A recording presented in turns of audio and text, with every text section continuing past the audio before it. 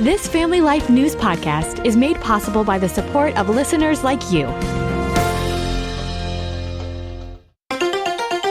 Next on the 5 o'clock report. I think something's going to happen that's going to be very good for everybody. Hostility toward religion in this country has been latent. Now it has become blatant. We've always been able to work through our differences calmly as friends. Now, let's go to the newsroom. Looking for a green light to grab Greenland. Good afternoon. Thank you very much for joining us. I'm Mark Webster. Today's the one-year anniversary of the Trump administration 2.0, and Donald Trump held a lengthy White House news conference this afternoon to trumpet what he sees as a very successful first year. He also addressed the issues of the day, none smaller at the moment than his quest for Greenland. I think something's going to happen that's going to be very good for everybody. We will work something out where NATO's going to be very happy and where we're going to be very happy. But we need it for security purposes. We need it for national security and even world security. It's very important. The Greenland standoff impacted Wall Street today amid fears of a global trade war. In a broad sell-off, the Dow Jones Industrial Average fell 870 points. The S&P 500 and the NASDAQ also with some big losses today. Trump also addressed the ongoing anti-ICE protests in Minnesota. The agitators and insurrectionists, whatever you want, troublemakers, but they're paid agitators and insurrectionists. Nobody talks about the fact that $19 billion at a minimum is missing in Minnesota. Today, the Department of Justice served 6 grand jury subpoenas on Minnesota officials seeking records related to possible obstruction of federal law enforcement operations there. Among those targeted, Governor Tim Walz, the state attorney general, and Minneapolis Mayor Jacob Frey. Also in Minnesota, the Justice Department planning to file federal charges after a group of protesters over the weekend charged into a church service in St. Paul, Minnesota. Deputy Attorney General Todd Blanche. What you saw there was anti-Christian, anti-law enforcement rioters storming a church in this country, and that's a violation of law. You saw the fear in the eyes of the members of that church. Minnesota's Attorney General Keith Ellison says he doesn't believe the protesters, led by former CNN anchor Don Lemon, violated the FACE Act. Tony Perkins with the Family Research Council, though, says, yeah, they did. The hostility toward religion in this country has been latent for some time. Now it has become blatant, this hatred toward God, charging into a church, interrupting a Sunday morning worship service. Protest, yeah, fine, you can go on the street, but when you're breaking into a church service, interrupting a worship service, we've crossed a new red line. The FACE Act was implemented in the 1990s to protect abortion clinics, but it also covers houses of worship. House Speaker Mike Johnson, speaking in a different house today, invited to address the British Parliament. It is a profound honor to be speaking in Parliament today, to be the first U.S. Speaker of the House ever given this honor. We've always been able to work through our differences calmly as friends. Congresswoman Claudia Tenney denying claims that she inappropriately used campaign funds. According to a report by Politico, the Republican Tenney from upstate New York spent that money on trips to see tennis star Novak Djokovic play and stay in hotels in both Miami and New York, where he was competing. That massive New York City nurses strike still going on, now in its 9th day. Vermont Senator Bernie Sanders among those joining more than 15,000 nurses on the picket line today. People of America love and appreciate our nurses. And today we say to those hospitals, sit down and negotiate a decent contract. Sanders went on to say he's heard from nurses from all over the country worried that they cannot do their jobs because of inadequate staffing levels.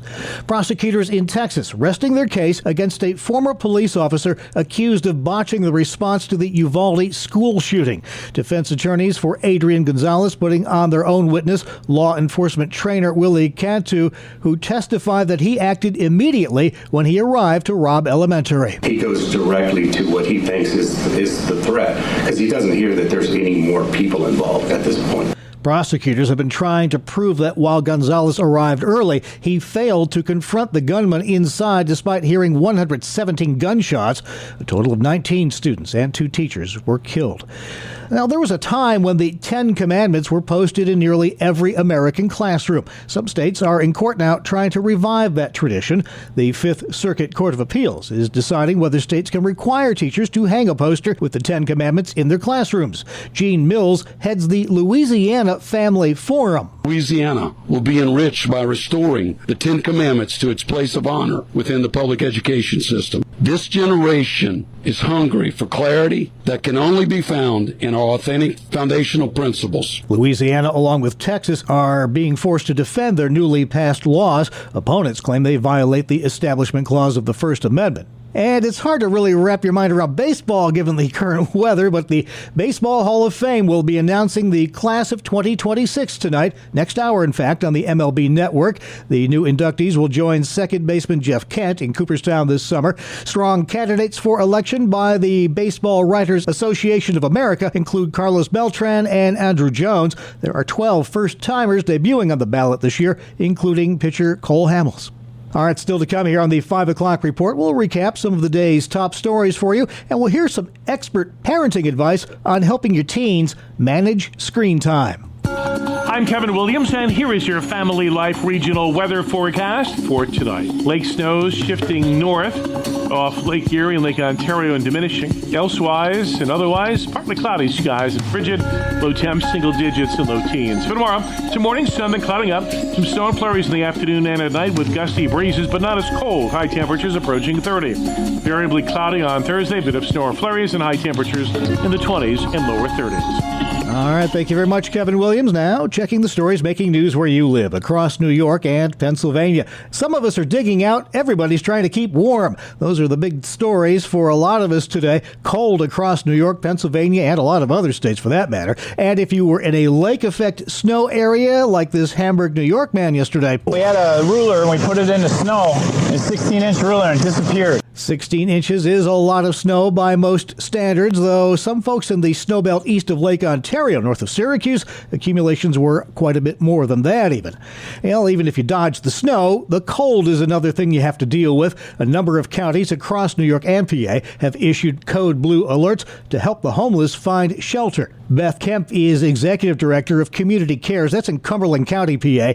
Last night, her group converted a church in Carlisle into a homeless shelter. Statistically, over 1,000 people a year succumb to the elements throughout America. That doesn't sound like a lot of people, but it's a significant number for the nation in which we live in. And so this is why this kind of service is so vital. Experts caution in conditions like this can take as little as 10 minutes for exposed skin to develop frostbite. Make sure you dress appropriately for the conditions.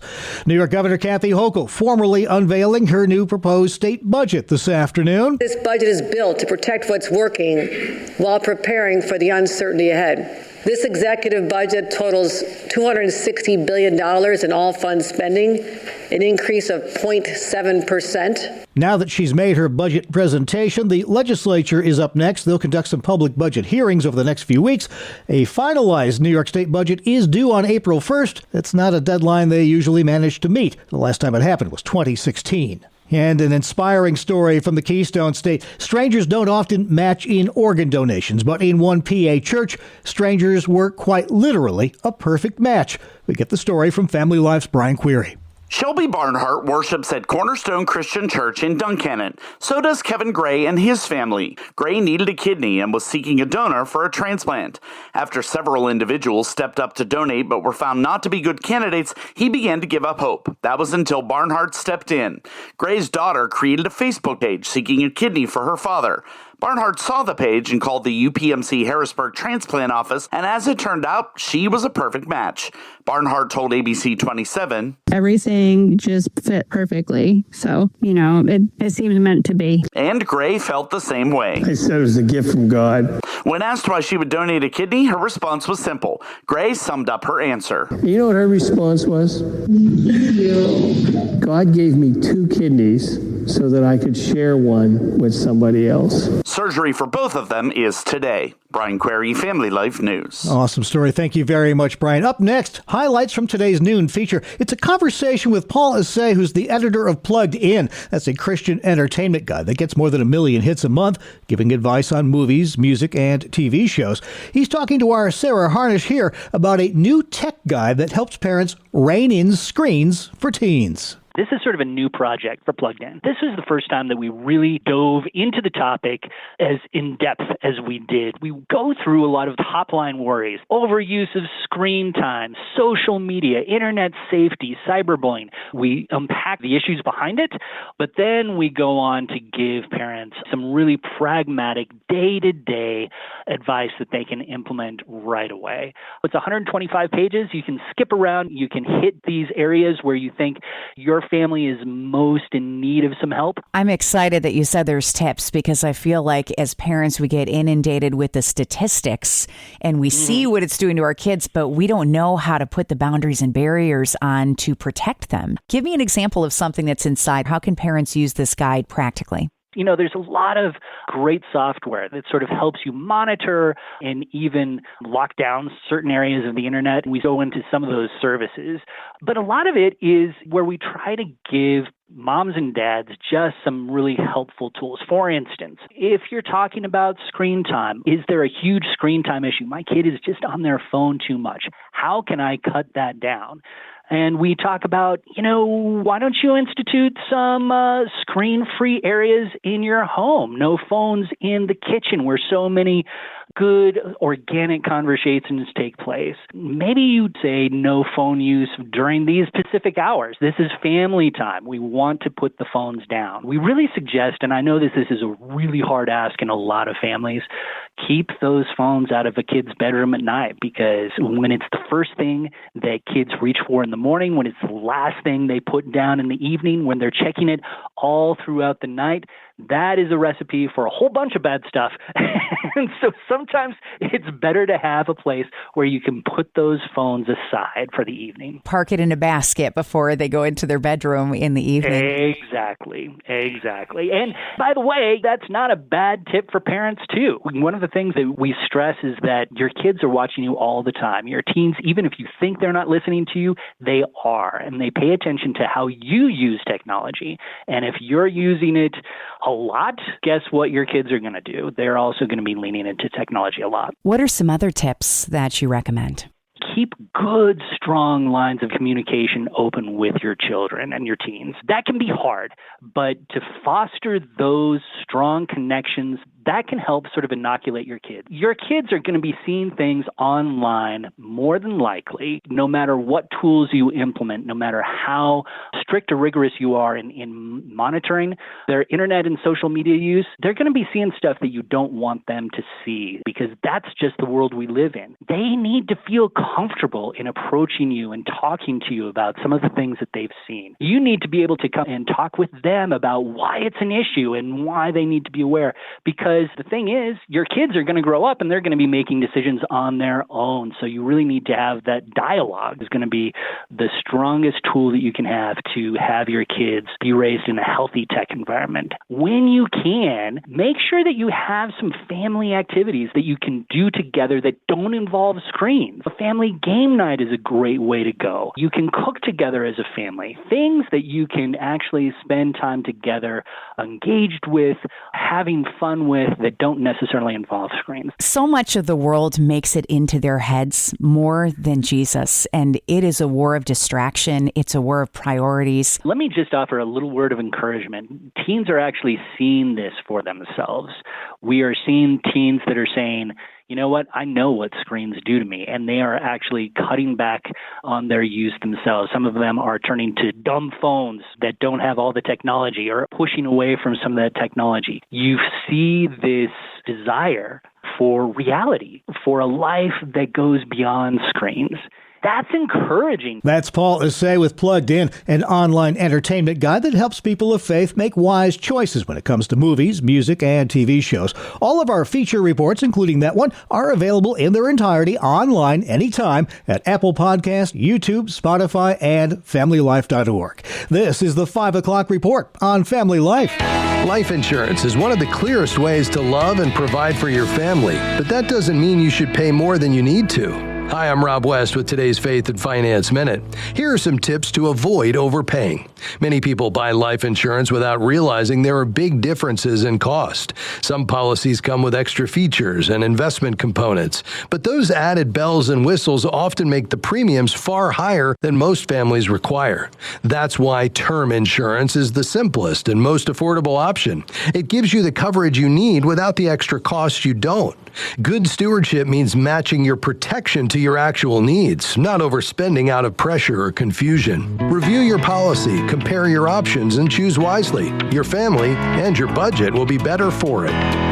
Connect with a certified Kingdom advisor who's been trained to deliver financial advice that aligns with your Christian values by visiting our website, faithfi.com. Thank you very much, Rob. Still to come on the 5 o'clock report. Bet you took one today. It's National Coffee Break Day. We have some local roots to tell you about, too. That story after Weather with Kevin. I love coffee. I love tea.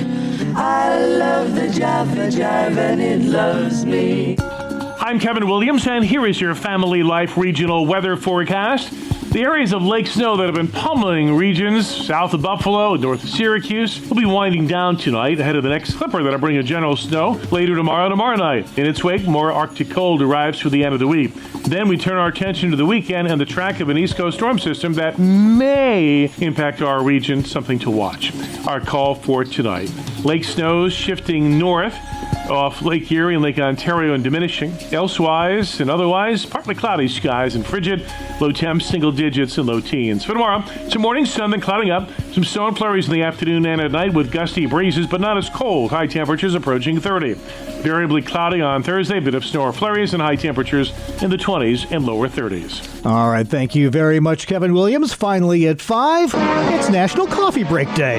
Just keep that coffee hot. Keep it hot. Be sure you make a lot. In the U.S., the concept apparently goes back to Norwegian immigrant women in late 1800s Wisconsin, but the idea of a workplace coffee break seems to be a Buffalo thing, actually, originating either at the Larkin Soap Company or the Barkalow Manufacturing Company around 1902. In fact, Barkalow, they are the makers of the popular Barco Lounger recliner, instituted 2 coffee breaks per day.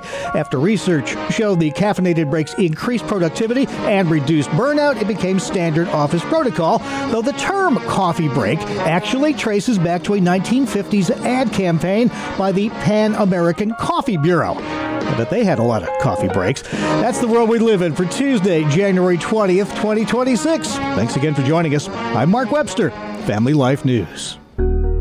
Thank you for listening to this Family Life News podcast. If you've been encouraged by what you've heard, please share it with others and click the subscribe button to automatically receive future episodes. Family Life is a listener-supported ministry. Podcasts like this are made possible by your financial partnership. Find out more at familylife.org.